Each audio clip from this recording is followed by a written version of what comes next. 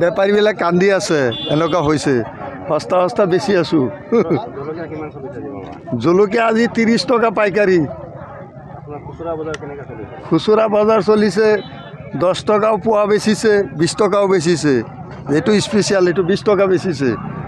আপোনাৰ নিজৰ খেতিৰ পৰা আনিছে নে আপুনি? অঁ, আমাৰ খেতিৰ পৰা আনিছোঁ, খেতিৰ পৰা লৈ। আজি কি পাইকাৰী নেবেচিলে আপুনি? নাই, বহি বহি বেচিছোঁ, পাইকাৰী নোপোচালে আপোনাৰ? নোপোচা।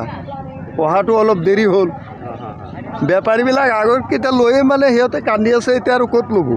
আপোনাৰ খুচুৰাত অলপ আপোনাৰ ওলাইছে নাই? ওলাইছে গৈ যেনে তেনে। এতিয়া ক্ষীৰাটো লৈ মানে মোৰ কান্দিবলগীয়া হৈছে আৰু। বজাৰ একদম বজাৰ বেয়া চলি আলু আছে। কেনেকৈ চলিছে? হা আলুৰ দাম কেনেকৈ চলিছে? আলু 15 টকা গৈছে।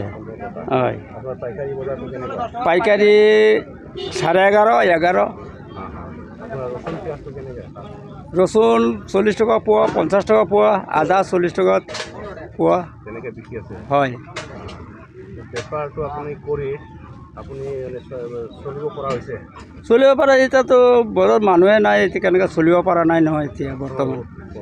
অঁ, বহুত কমি আছে, গাড়ী ভাড়াই নহয়, উপায় নাই। এতিয়া দাম বেছি কেনেকৈ ক'ব, এতিয়া কাষ্টমাৰ ল'লেহে হ'ব।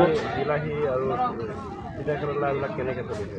কেৰেলাটো 20 টকা কেজি, পটল 20 টকা কেজি, বিলাহী 40 টকা, 50 টকা। আপোনালোকৰ বেচা দাম আমাৰ বেচা দাম 40-50।